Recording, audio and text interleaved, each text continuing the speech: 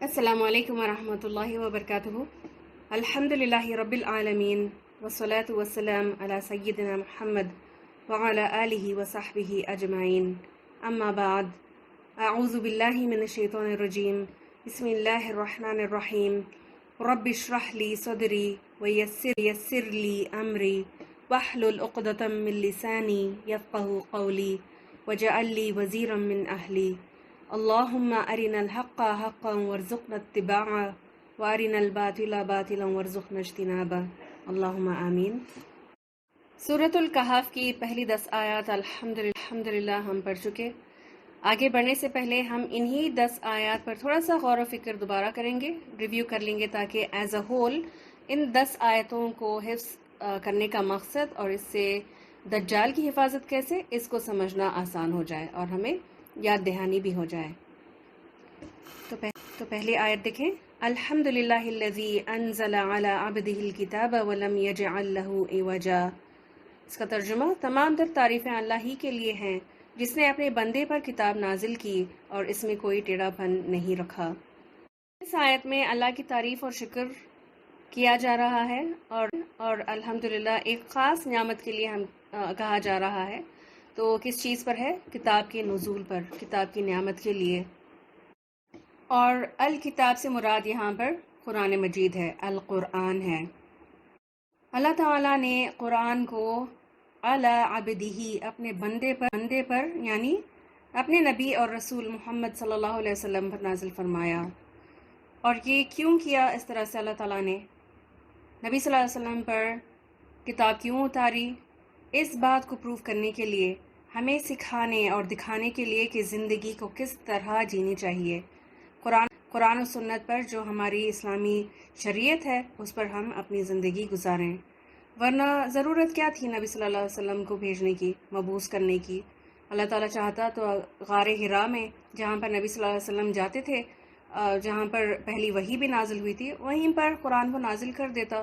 تو لوگ جب حج پہ جاتے یا عمرے پہ جاتے تو اس کو دیکھتے اور اس کے ٹکڑے لے کر آتے اور تبرک کے طور پر اس کو یوز کرتے، گھروں میں لا کر اوپر رکھ لیتے، اور جب بھی اس کی ضرورت پڑتی تو پھر اس کو یا تو پڑھ لیتے یا پھر گھول کے پی لیتے، یا پھر دیواروں پہ ٹنگا کے، یا پھر گردنوں میں جس طرح تعویذ لٹکاتے ہیں تو اس کو لٹکا لیتے۔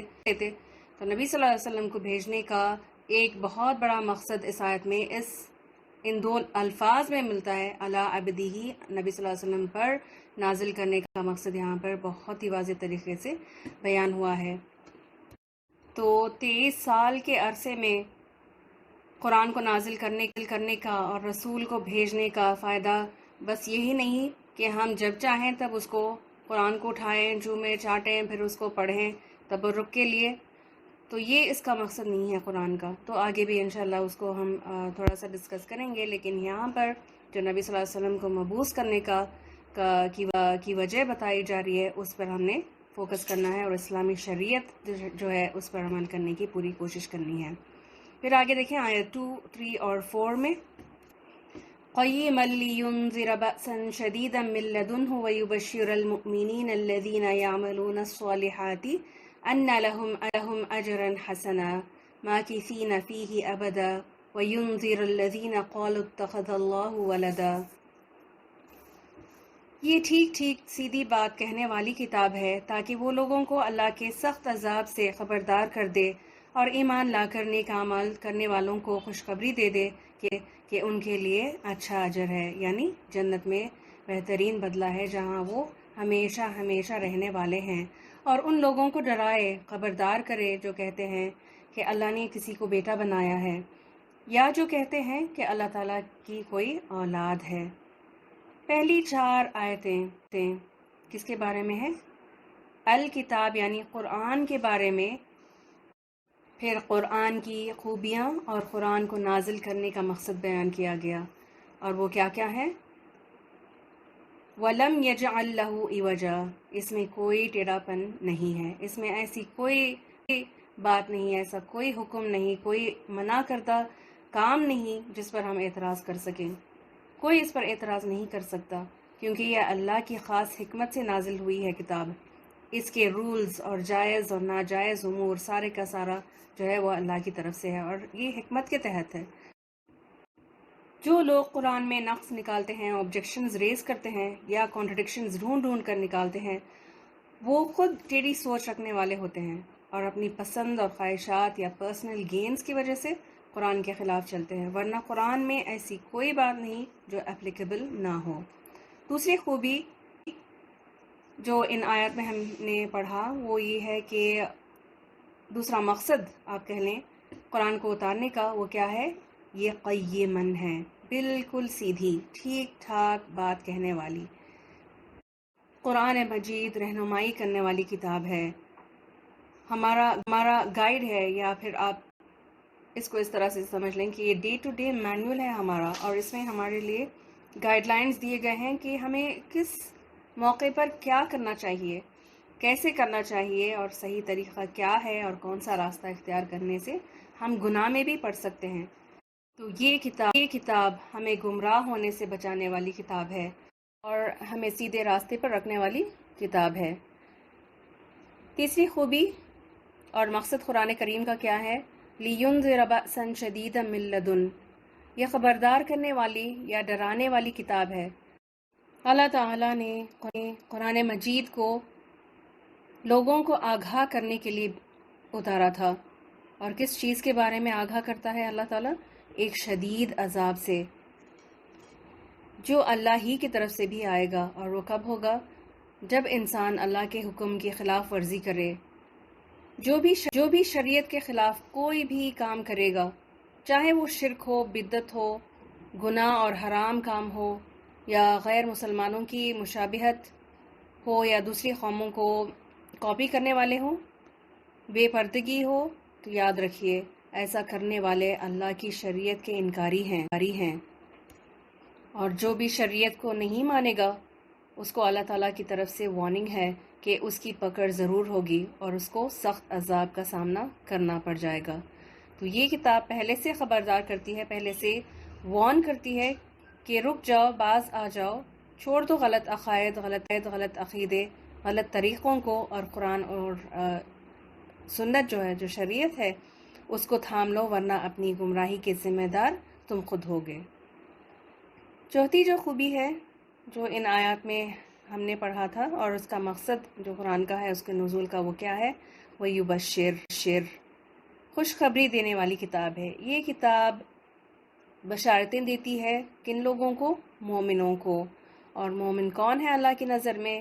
الذین یعملون الصالحات، مومن بندے وہ لوگ ہوتے ہیں جو اللہ کی ہر شے پر، اللہ کی ہر بات پر ایمان لائیں، پورے یقین کے ساتھ بات مان لیں اللہ کی، اور پھر اپنے اعمال سے تصدیق بھی کریں، نیک اعمال کر کے اپنے ایمان کا ثبوت بھی دیں۔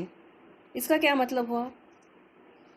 ہر مومن کا حال حولیہ، اس کا پہناوا، اس کا رہن سہن، اس کا لباس، اس کا طور طریقہ، سب کچھ بتا رہا ہوتا ہے کہ وہ سچا مومن ہے۔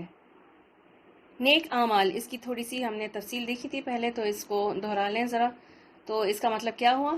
الصالحات کا کیا مطلب ہے؟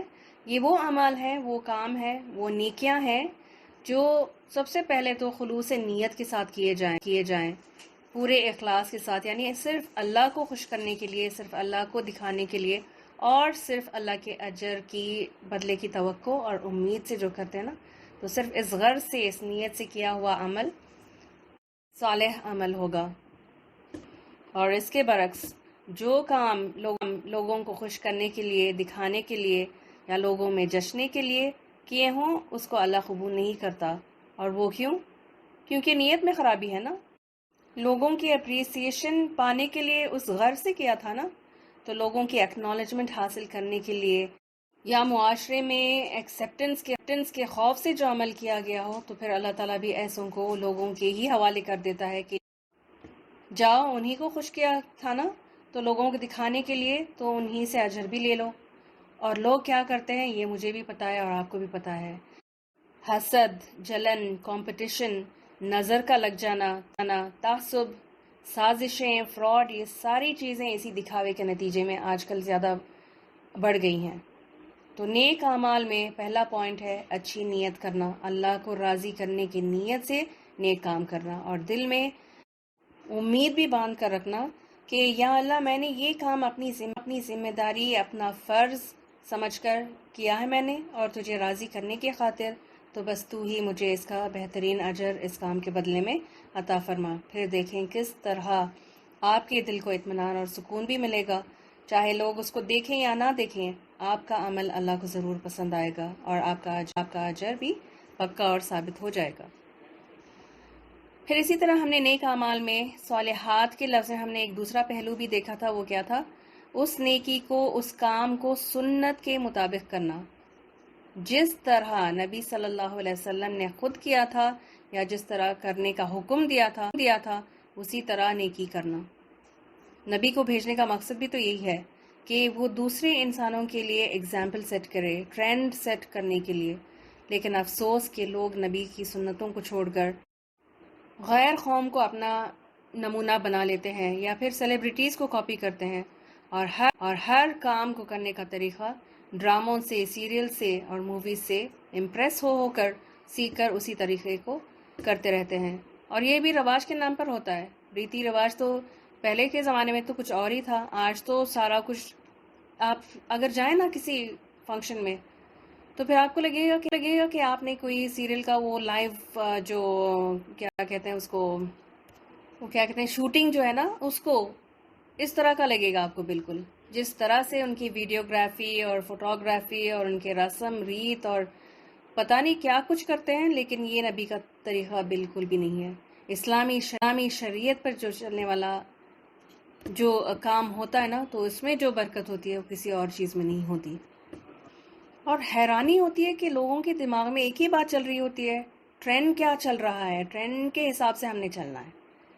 ٹرینڈ تو بہت پہلے سیٹ کر دیا تھا اللہ نے، وہ کب؟ نبی صلی اللہ علیہ وسلم کو جب رسول بنا کر بھیجا، اسی وقت ٹرینڈ بن گیا تھا۔ اللہ نے ہم میں سے ہر مسلمان کو بہترین امت بنایا، ہمیں ٹرینڈ سیٹر بنا کر بھیجا، لیکن ہم فالوور بن کر جینا اور اس کو اپلائی کرنا پسند کرتے ہیں۔ لیکن مومن جو ہے وہ ٹرینڈ سیٹر ہوتا ہے اور اسلام کو نافذ کرنے والا اپنی زندگی میں۔ پھر ایسے مومن کو اللہ تعالیٰ خوشخبری بھی دیتا ہے کتاب میں، کس چیز کی؟ ان لہم اجرا حسنا، کہ بے شک ان کے لیے اچھا اجر ہے، بہترین بدلہ ہے، اور وہ کیا؟ جنت۔ اللہ تعالیٰ مجھے اور آپ کو اپنی نعمتوں بھری جنت میں لے جائے، اللہم آمین۔ پھر آگے دیکھیں آیت 3 میں اللہ تعالیٰ نے مزید شوق دلایا، اور مومنوں کو ایک طرح سے تسلی مل رہی ہے، کس چیز کی؟ ماکثین فیہ ابدا، اس میں تم ہمیشہ ہمیشہ رہنے والے ہو، جنت میں پہنچ کر اس میں ہمیشہ رہو گے۔ وہ کیوں؟ کیونکہ تم نے صبر جو کیا تھا نا، دین پر عمل کرنے کے لیے صبر چاہیے اور استقامت، یعنی فرم ڈٹرمنیشن اور پختہ عزم جب تک نہیں ہوتا، حوصلہ اور قوت اگر نہ ہو، اسٹرینتھ نہ ہو، برداشت کرنے کی قوت نہ ہو انسان میں، تو دین پر عمل کرنا ممکن ہی نہیں۔ تو اتنے زیادہ صبر کی وجہ سے اور جمع رہنے کی وجہ سے اور قربانیاں دینے کی وجہ سے اللہ تعالیٰ اتنا بڑا انعام مومنوں کے صبر اور جمع رہنے کی وجہ سے عطا کرے گا۔ آپ ہی سوچیں 50-60 سال کی زندگی کے بدلے میں ہمیشگی کی جنت کیوں ملے گی؟ کیونکہ دنیا سے جنت کا راستہ آسان نہیں ہے، یہ راستہ مشکلوں سے گزرے گا، تکلیفوں سے گزرے گا۔ جنت تک لے جانے والا جو راستہ ہے اس کا نام کیا ہے؟ اسلام ہے۔ ہر مسلمان کو اسلام پر چلنا ہوگا، تبھی تو وہ مسلمان کہلائے گا۔ سچا مسلمان اسلام پر، شریعت محمد صلی اللہ علیہ وسلم پر ہی چلتا ہے۔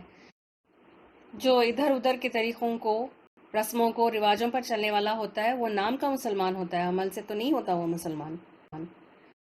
دین اسلام پر چلتے ہوئے کئی مصیبتوں کا سامنا کرنا پڑتا ہے، خواہشوں کو دبا کر، مار کر بھی جینا پڑتا ہے، حرام سے بچ کر، ناجائز کاموں سے دور بھی رہنا پڑتا ہے، جس کی وجہ سے کیا ہوتا ہے؟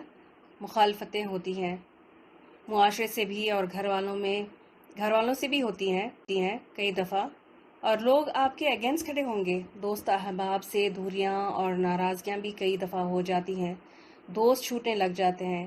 جن لوگوں کو اسلام کا سمپل مزاج پسند نہیں آتا نا، وہ لوگ آپ سے رابطہ بھی نہیں رکھنا چاہیں گے، اپنے فنکشنز میں بلاتے نہیں یا پھر آپ کو دوری رکھتے ہیں، اور تو اور اس راستے پر شریعت پر چلنے والوں کو تانے بھی بہت زیادہ سننے پڑتے ہیں، لیکن اللہ تعالیٰ نے تسلی دی ہے کہ تم نے میرے لیے میرے حکم پر عمل کرنے کی خاطر اپنی خواہشوں کو دبا دیا، قربانیاں کی، لوگوں سے جلی کٹی سن کر صبر کیا ہے میری خاطر، تو یہ رہا تمہارا اجر۔ اور وہ کیا ہے؟ ہمیشہ ہمیشہ کی پرسکون زندگی، اور وہ کہاں ہوگی؟ صرف جنت میں۔ ہر جمعہ کو جب آپ اس آیت سے گزریں گی نا، اس کو پڑھیں گی، تو اس پر ضرور دھیان دیں۔ یہ آیت بڑی موٹیویٹ کرنے والی آیت ہے۔ انعام اتنا بڑا ہے لیکن راستہ بہت مشکل ہے، تو آپ نے اس آیت کو پڑھتے ہوئے یہ سوچنا ہے کہ اپنے ہر دن کو میں نے قرآن و سنت کے مطابق گزارنا ہے، اپنے ہر کام کو شریعت کے تابع کرنا ہے۔ اور جب آپ ایسا کرنے لگیں گی، پرہیزگاری سے کام لیں گی، شریعت کے پابند ہو جائیں گی، تو پھر لوگ بڑا اعتراض کریں گے کہ یہ پردے میں رہتے ہیں، مکسڈ گیدرنگز کو پسند نہیں کرتے، میک اپ کرنا، بننا سورنا، ہیئر سٹائلز کرنا یا تو ان کو پسند نہیں ہے یا پھر شاید آتا ہی نہیں، سلیقہ نہیں ہے ان میں۔ پھر اسی طرح رسموں سے اور ٹریڈیشنل رواجوں سے پرہیز کرنے والوں کو تانے دیتے ہیں لوگ کہ ان کو اپنے بڑوں کی قدر نہیں، اپنے خاندان والوں کی عزت نہیں کرتے۔ لیکن یہ لوگ بھول جاتے ہیں کہ اگر یہ ساری چیزیں شریعت میں ناجائز نہ ہوتی، اجازت ہوتی کچھ بھی کرنے کا، کسی بھی طرح اپنی پسند اور اپنی منمانیاں کرنے کا جواز ہوتا، تو ہم سب سے پہلے اس کو اختیار کرنے والے ہوتے۔ لیکن بالآخر اتنی پرہیزگاری کا اور اتنے پابند ہونے کا انشاء اللہ تعالی بہت ہی خوشنما بدلہ ملنے والا ہے، تو اس پر قائم رہنا چاہیے۔ خیر، آگے چلتے ہیں۔ آیت نمبر 4 دیکھیں۔ قرآن کا ایک اور مقصد اس میں بیان ہوا ہے، وَيُنذِرَ الَّذِينَ قَالُوا اتَّخَذَ اللَّهُ وَلَدًا، اور ان لوگوں کو خبردار کرتی ہے یہ کتاب جو کہتے ہیں کہ اللہ کا بیٹا یا اولاد ہے۔ قرآن میں اس کی وارننگ دی گئی کیونکہ یہ شرک کے قسموں میں سے بہت بڑا شرکیہ کام ہے، اللہ کے لیے بیٹا یا اولاد مان لینا۔ وارننگ کب دی جاتی ہے کسی کو؟ وارننگ کب ملتی ہے؟ جب کلیمٹی یا کوئی مصیبت یا کوئی مسہاب کے آنے سے پہلے نا، اور اگر وارننگ نہ ملے تو کیا ہوتا ہے؟ مثلاً اگر کہیں زلزلہ یا طوفان آنے کا اندیشہ ہو، تو جیسے ہی اتھارٹیز کو اس کا سائن ملتا ہے تو اس جگہ کے رہنے والوں کو ایویکویٹ کر دیتے ہیں، اپنے گھروں سے نکال دیتے ہیں اور سیفٹی کے مقام پر پہنچا دیتے ہیں۔ اور اگر خبر ہی نہ ہو، بھنک بھی نہ لگے، کیا ہوگا؟ پھر تو وہ لوگ زلزلے میں، اس طوفان میں اپنی جانیں گنوا بیٹھیں گے نا، زندگی سے ہاتھ دھونا پڑ جاتا ہے۔ کچھ لوگ وارننگ ملنے کے باوجود بھی اپنے عقیدے پر اڑے رہتے ہیں۔ وہ کیوں؟ اگلی آیت میں اس کا تذکرہ ملتا ہے۔ آیت 5 میں فرمایا، مَا لَهُم بِهِ مِنْ عِلْمٍ وَلَا لِآبَائِهِمْ، اس بات کا نہ انہیں کوئی علم ہے اور نہ ان کے باپ دادا کو تھا۔ جب بھی لوگوں کو غلط رواجوں سے روکا جاتا ہے تو سب سے بڑا ریزن، سب سے بڑا بہانہ جو لوگ دیتے ہیں وہ یہی ہے، کیا ہم اپنے خاندان کے بڑوں کے طریقے کو چھوڑ دیں؟ کیا ہمارے باپ دادا گمراہ تھے؟ کیا انہیں معلوم نہیں تھا؟ جو ریت باپ دادا کے زمانے سے چلے آ رہی ہے اسی کو ہم کر رہے ہیں، اس کو کیسے چھوڑ سکتے ہیں؟ یہ کوئی نئی بات نہیں، ہم تو پیڑھیوں سے یہی کرتے آ رہے ہیں۔ جان لیجئے، یہ میں نہیں کہہ رہی، اللہ نے خود اس آیت میں بتا دیا ہے کہ نہ ان کے پاس کوئی صحیح علم تھا اور نہ ان کے آباء و اجداد کے پاس کوئی دلیل تھی۔ لا علمی کی وجہ سے گمراہ ہو گئے ہیں، اور لا علمی کی وجہ سے ہی وہ انکار بھی کرتے ہیں، اپنانا نہیں چاہتے صحیح طریقے کو، اور جو جان بوجھ کر دین کو نظر انداز کرتے ہیں وہ سرکشی کا شکار ہوتے ہیں، اور سرکشی کی وجہ کیا ہے؟ اپنی خواہشات پر چلنا چاہتے ہیں۔ لیکن یاد رکھیے، لا علمی قیامت کے دن قابل قبول عذر نہیں ہے، لا علمی کا بہانہ کر کے چھوٹ نہیں سکے گا کوئی۔ صرف اس آیت میں نہیں، قرآن مجید کی اور کئی آیتوں میں اللہ نے اس کا اس رویہ کا ذکر فرمایا ہے۔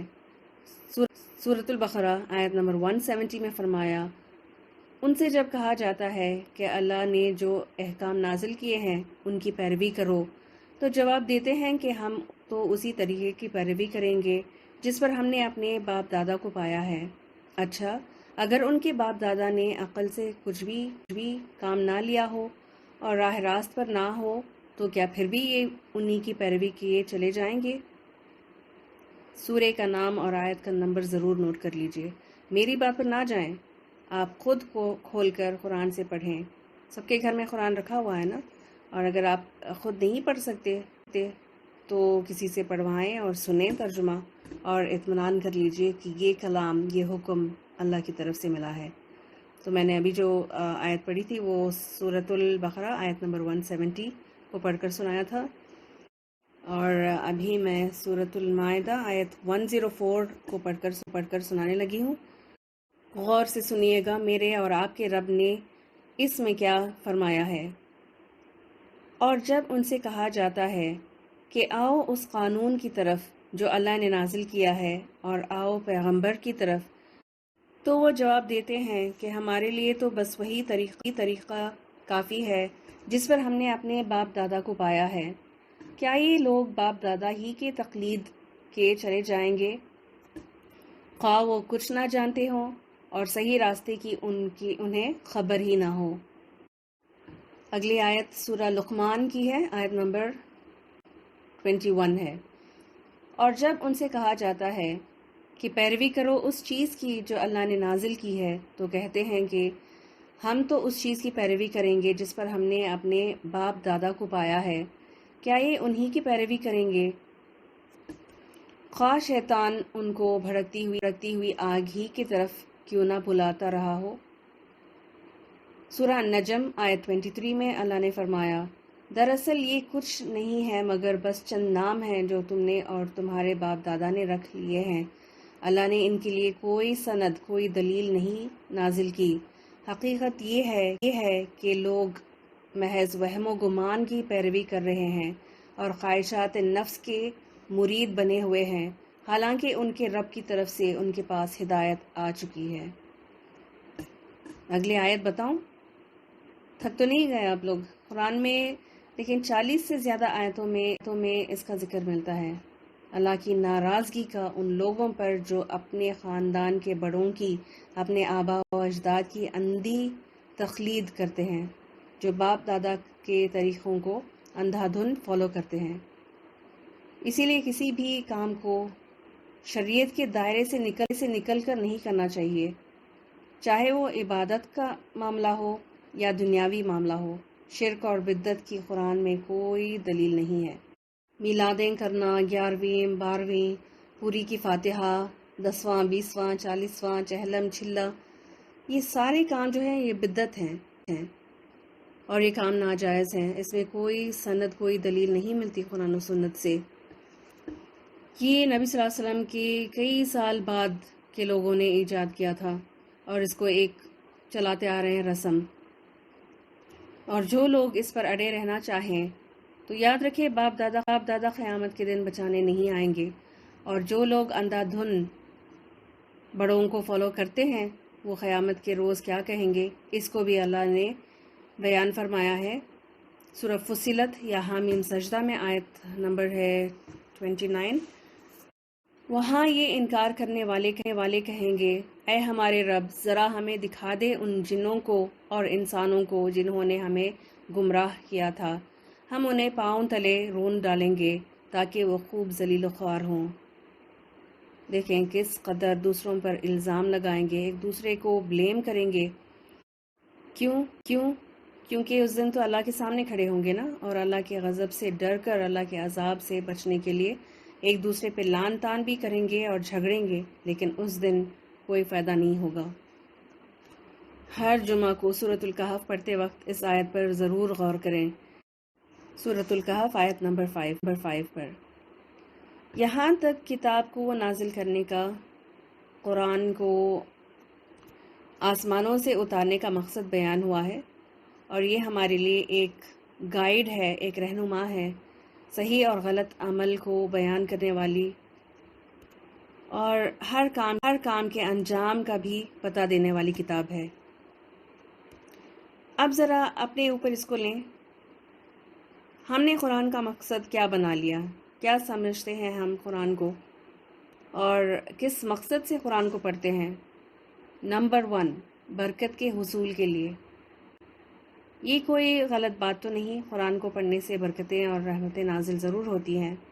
پھر اسی طرح ہم شفا کے لیے بھی پڑھتے ہیں، تو یہ بھی ٹھیک ہے، قرآن میں شفا بھی حاصل کر سکتے ہیں، کیا جا سکتا ہے، خاص طور پر ذہنی بیماریوں کے لیے، جسمانی اور روحانی کے ساتھ ساتھ۔ اس کے علاوہ ہم قرآن کے ساتھ کیا معاملہ کرتے ہیں؟ کب کب پڑھتے ہیں ہم قرآن کو؟ قرآن خوانیاں کرتے ہیں، کوئی بھی نیا کام شروع کرنے سے پہلے، نیا گھر، نئی دکان، پھر میتوں پر پڑھ کر بخشنا، کوئی بڑی قسم کھا کر اپنی بات کو منوانا ہو، پروف کرنا ہو، تو پھر اٹھا لیتے ہیں قرآن کو قسم کھانے کے لیے، جو کہ غلط ہے، اور پھر یہ شرک بھی ہے ایک طرح کا۔ پھر رمضان میں قرآن کو اس کا ریشم کا مخمل کا غلاف اتار کر پڑھ لیتے ہیں، جیسا تیسا بھی پڑھنا آئے، پھر چوم کر، چاٹ کر، آنکھوں سے لگا کر واپس رکھ دیتے ہیں اوپر اس کی جگہ پر۔ سورۃ الکہف کی آیت 1 to 5 ہم نے پڑھ لیا ہے، ابھی اس کا ریویو کیا ہے۔ کیا ان میں سے کوئی بھی بات کہی گئی کہ قرآن برکت اور شفا حاصل کرنے کے لیے، اپنے میتوں پر پڑھ کر بخشنے کے لیے، قرآن خوانیوں کے لیے نازل کیا ہے؟ نہیں نا؟ تو قرآن دیکھیں زندگی گزارنے کا طریقہ سکھاتا ہے، دستور حیات ہے، یہ زندہ لوگوں کی رہنمائی کے لیے ہے۔ اس کو اس کے صحیح مقصد کے مطابق ہی پڑھنا چاہیے، سمجھنا بھی چاہیے اور اس پر عمل کریں۔ اللہ ہمیں اس کی توفیق دے۔ تو بیسک میسج جو ہمیں اس میں مل رہا وہ یہی ہے کہ ہم کوئی بھی کام کرتے وقت ہمیں چیک کرنا چاہیے کہ قرآن میں اس کی کیا دلیل ہے، اس کا کیا حکم ہے، اور نبی صلی اللہ علیہ وسلم کے زمانے میں اس کو کیا تھا یا نہیں، اور اس کی حیثیت کیا ہے، اور اس کام کو کیسے کرنا چاہیے۔ آیت 6 دیکھیں، تو اے محمد صلی اللہ علیہ وسلم، شاید آپ ان کے پیچھے غم کے مارے اپنی جان کھو دینے والے ہو، اگر یہ لوگ اس حدیث پر ایمان نہ لائیں، اگر اس قرآن کی بات نہ مانیں۔ دین کا کام کرنے والوں کو گائیڈ لائنز مل رہی ہیں، قرآن اور حدیث کا علم پڑھانے والوں کو ہر ممکن کوشش کرنی چاہیے پیغام کو پہنچانے کے لیے دین کا۔ لوگ مان جائیں تو الحمدللہ ٹھیک ہے، لیکن اگر نہ مانیں تو حد سے زیادہ اپنی جان کو گھلانا نہیں چاہیے، غم اور فکر اور افسوس کر کے۔ یہ کیوں کہا گیا؟ کیونکہ اول بات تو یہ ہے کہ تبلیغ کرنے والے جو مبلغ ہوتے ہیں ان کا کام ہے پیغام کو پہنچا دینا، علیک البلاغ وعلینا الحساب۔ اللہ تعالیٰ نے فرمایا ہے قرآن و حدیث کو پہنچا دینا تمہارے ذمہ ہے، تمہارا کام ہے، اور حساب لینا اللہ کے ذمہ ہے۔ تو ڈنڈا لے کر سب کے پیچھے سب کو راہ پر لگانا ہمارا کام نہیں، صرف بات کو اچھی طرح کنوے کرنا ضروری ہے۔ اور دوسری بات، حد سے زیادہ غم اور افسوس کرنے کی وجہ سے ڈپریشن اور ڈی موٹیویشن کا شکار ہو جائیں گے، اس سے دین کے کام پر اثر ہو سکتا ہے، اور دعوت و تبلیغ کا کام کرنا بھی روک دیں گے لوگ اتنا زیادہ غم کی وجہ سے اور ڈپریشن کی وجہ سے۔ تو اسی لیے داعی دین کو چاہیے کہ وہ چلتا رہے اور دین کا کام کرتا رہے، چاہے لوگ مانیں یا نہ مانیں۔ پھر اللہ تعالیٰ نے خود بتا دیا کہ لوگ جو نہیں مانتے اس کلام کو، تو وہ کیوں نہیں مانتے؟ اس لیے کہ وہ دنیا کی زیب و زینت میں کھو گئے ہیں، اور دنیا ہی کو سب کچھ سمجھ لیا ہے، انہوں نے دنیا کی کامیابی کو اپنی زندگی کا مقصد بنا لیا۔ قرآن کو اللہ کی کتاب مانتے ہیں، اس کی بڑی عزت، بڑا اس کا احترام کرتے ہیں، لیکن اللہ کی کتاب میں لکھے ہوئے اللہ کے فرمان کو نہیں مانتے، اس پر عمل کرنا نہیں چاہتے، بلکہ جرت تو دیکھیں، بالکل قرآن کے خلاف کام کر رہے ہوتے ہیں۔ دنیا کی زینتیں اختیار کرنے سے اللہ منع نہیں کرتا، تو خوبصورت لباس پہننا، اچھے کھانے اور مشروبات، کشادہ گھر بنانا، اس کو سجانا سنوارنا، گھومنا پھرنا، سیر و تفریح کرنا، دنیا کی زندگی کو انجوائے کرنے کی چیزیں جائز ہیں، لیکن یہ انجوائمنٹ اس وقت تک حرام نہیں جب تک اس میں کوئی ناجائز یا غیر اسلامی کام شامل نہ ہو۔ یہ ساری زینتیں کب نقصان دیتی ہیں؟ جب ہم اپنے مال کو نمایاں کرنے کے لیے، دکھانے کے غرض سے، ریاکاری کے لیے یا دوسروں پر فخر جتانے کے لیے ان زینتوں میں کھو جائیں گے تو پھر یہ بہت بڑا نقصان دے سکتا ہے۔ اور سے بڑی اہم بات، حرام پیسہ لگا کر چیزوں کو پانا، یہ نہیں کرنا چاہیے۔ یہی تو ٹیسٹ ہے، آزمائش ہے اپنی۔ آیت دیکھیں اللہ نے کیا فرمایا، بے شک ہم نے روئے زمین پر جو کچھ بنایا ہے، ہم نے اسے زمین کی رونق کا باعث بنایا ہے تاکہ لوگوں کو آزمائیں ان میں سے کون بہتر عمل کرنے والے ہیں۔ تو ہمیں سوچنا چاہیے کہ دنیا کی اٹریکٹیو چیزیں، دنیا کی رنگینیاں، کامیابیاں، نعمتیں کیوں دی گئی ہمیں؟ انسان کو آزمانے کے لیے کہ ان ساری نعمتوں کو پا کر کون اچھا اور عمل کرتا ہے، ان کے بیچ رہتے ہوئے کون اللہ کا اطاعت گزار اور شکر گزار بنا رہتا ہے، اور کون غرور اور تکبر میں مبتلا ہو کر فخر میں پھولنے لگتا ہے، اور اگر کسی چیز کی کمی ہو جائے تو کون صبر کرتا ہے اور کون وائے ویلا کر کے شکوے شکایتیں کرنا اور نیگیٹیوٹی کا مظاہرہ کرتا ہے۔ بیسیکلی یہ آیت یاد دہانی ہے کہ یہ زندگی صبر اور شکر کا امتحان ہے۔ مصیبت کے وقت پر صبر اور خوشحالی میں اللہ کا شکر ادا کرنا چاہیے، اور یہی ٹیسٹ ہے زندگی کا۔ دنیا کو یوز کرنا چاہیے اپنے اصل مقصد کو پانے کے لیے، اپنا اصل مقام اور گھر تک پہنچنے کے لیے۔ میں کس گھر کی بات کر رہی ہوں؟ جنت کی۔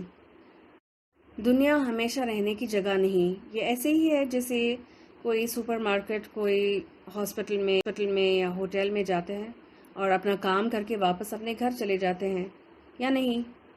مالز میں ہزاروں چیزیں ملتی ہیں، کیا ہم ساری چیزیں لے لیتے ہیں؟ یا کیا ہم اس مال کو اپنا گھر بنا لیتے ہیں؟ کچھ دیر گزار کر، کوئی 2-3 گھنٹوں کا کام ہمارا ہوتا ہے وہاں پر اس کے اندر ہم وہاں سے نکل جاتے ہیں، جا کر بس تو نہیں جاتے نا۔ تو دنیا بھی اسی کی مانند ہے، اور اس طرح کی سوچ کیوں رکھنی چاہیے؟ کیونکہ یقیناً اس پر جو کچھ ہے ہم اسے ایک ہموار، صاف اور چٹیل میدان بنا دینے والے ہیں۔ آیت 8 میں اللہ تعالیٰ نے اس کا جواب دے دیا ہے۔ دنیا فانی ہے اور ایک دن ختم ہو جانی ہے۔ کس دن؟ قیامت کے دن۔ اپنی نعمتوں سے جو نیک اعمال ہم نے کمائے ہوں گے نا، تو صرف وہ باقی رہیں گے، اور ہماری زینتیں، ہماری دنیا کی چیزیں، ان کا کیا ہوگا؟ ان سب کو وارث لے جائیں گے، اور بالآخر قیامت کے زلزلے کے ساتھ وارثوں سے بھی چن جائیں گے۔ ہر چیز پھر مٹی میں جا کر مل جائے گی، اور پوری دنیا سعیدن جرزہ بن جائے گی، ایک بنجر میدان۔ اس سے ایک اہم بات پتہ چلتی ہے کہ یہ دنیا عارضی ہے، بہت ہی ٹیمپرری ہے، اور اس کی خوشیاں بھی عارضی ہیں، اس کے غم بھی عارضی ہیں۔ تو دنیا میں زیادہ دل لگانا نہیں چاہیے۔ ہم اپنا سارا مال، اپنا سارا وقت دنیا میں لگا دیتے ہیں نا، تو ہمارا دل بھی دنیا میں ہی لگا رہتا ہے، لیکن عقل مند انسان آخرت میں انویسٹ کرتا ہے۔ اور وہ کس طرح سے کرتے ہیں؟ نیکیاں کر کے، فرائض کی پابندی کر کے، اور ہر غلط کام، ہر حرام کام، ہر ناجائز کام سے بچتے بچاتے زندگی گزار کر۔ آخرت میں انویسٹ کرنے کا مطلب یہی ہوا نا۔ دنیا کماتے کماتے آخرت سے غافل نہیں ہونا چاہیے، لیکن ان تمام کاموں پر عمل کرنے کے لیے جو سب سے امپورٹنٹ چیز چاہیے وہ کیا ہے؟ ایمان۔ اور ایمان بھی ایسا جو پکا اور کامل ہو، اور سچا یقین ہو۔ کس بات پر؟ اللہ پر، اللہ کے وجود پر، اللہ کی قدرت پر، اللہ کی پکڑ پر، اور اللہ کے اجر و ثواب پر۔ اسی طرح آخرت کے ہر مرحلے پر بھی ایمان ہونا چاہیے، چاہے وہ قبر کے عذاب کے بارے میں ہو یا حوض کوثر کے بارے میں، میزان یعنی ترازو کے بارے میں، پل صراط پر، ہر چیز پر قیامت کے دن حساب دینے کا ڈر بھی ہونا چاہیے، اور یہ بھی ایمان کے ساتھ ہی جڑا ہوا ہے۔ تو سورۃ الکہف میں ایمان کو مضبوط بنانے کے واقعات بیان کیے گئے، اور بار بار دنیا کی اصلیت کو کھولا گیا، اور آخرت کے حقیقت کو بھی اللہ نے واضح کر دیا۔ پھر دیکھیں آیت 9 اور 10 جو ہم نے پڑھا، تو اس میں کہف والوں کا قصہ شروع ہوتا ہے یہاں سے، اور ان 2 آیتوں میں موٹی موٹی بات کہی گئی، جیسے پوری خبر بتانے سے پہلے ہیڈ لائن سنایا جاتا ہے نا، تو اس طرح سے 9 اور 10 آیت نمبر میں یہ بتایا گیا۔ کہف والوں نے اپنا ایمان بچانے کے لیے کچھ فیصلے کیے تھے، جس کو اللہ تعالیٰ نے ہائی لائٹ کیا ہے۔ انہوں نے اپنے ماحول کو چھوڑ دیا، اپنے عیش و آرام کو قربان کر دیا، اپنے اہل و عیال کو، مال، پراپرٹی، سب کو پیچھے چھوڑ دیا، اور ہجرت کا فیصلہ کیا، اور گھروں سے نکل کر غار میں جا کر چھپ گئے، اپنے ہم خیال لوگوں کے ساتھ جا کر مل گئے۔ ہر بات سے الگ انہوں نے صرف اللہ پر توکل کیا، اور اللہ سے امیدیں لگائیں اور دعائیں کثرت سے کی، جس کے بعد اللہ نے ان کے لیے راستہ ہموار کر دیا، اور ان کی حفاظت کا ذمہ بھی لے لیا تھا، اور اپنی رحمتیں برسا دی تھی۔ تو ہر مومن کے لیے اس میں یہی میسج ہے، جو بھی اللہ پر ایمان اور توکل کرے گا، اللہ اس پر اپنے رحمتیں نازل ضرور فرماتا ہے۔ اللہ تعالی ہم پر بھی اپنی رحمت کے دروازے کھول دے، اور ایسا ایمان عطا کرے جو ہمیشہ مضبوط ہوتا رہے، جو کبھی نہ مٹے۔ آمین۔ سورۃ الکہف کی پہلی 10 آیتوں کی تلاوت سن لیجیے گا۔ بارک اللہ لی ولکم فی القرآن الکریم ونفعنی وإیاکم بالآیات وذکر الحکیم۔ وآخر دعوانا ان الحمد للہ رب العالمین۔ سبحانک اللہم وبحمدک، نشہد ان لا الہ الا انت، نستغفرک ونتوب الیک۔ السلام علیکم ورحمۃ اللہ وبرکاتہ۔ اعوذ باللہ من الشیطان الرجیم، بسم اللہ الرحمن الرحیم۔ الحمد للہ الذی انزل علی عبده الکتاب ولم یجعل له عوجا قیما لینذر بأسا شدیدا من لدنه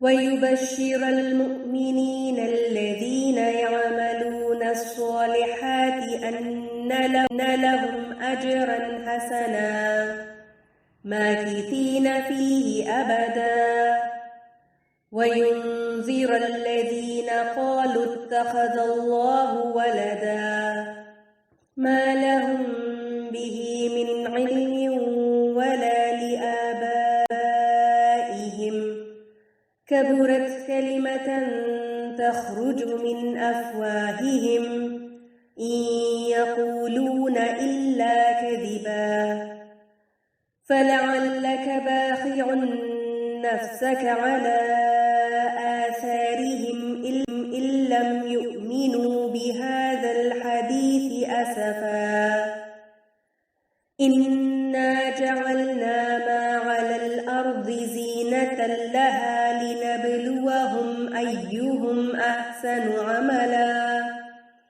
وإنا لجاعلون ما عليها صعيدا جرزا أم حسبت أن أصحاب الكهف والرقيم كانوا من آياتنا عجبا إذ أوى الفتية إلى الكهف فقالوا ربنا آتنا من لدنك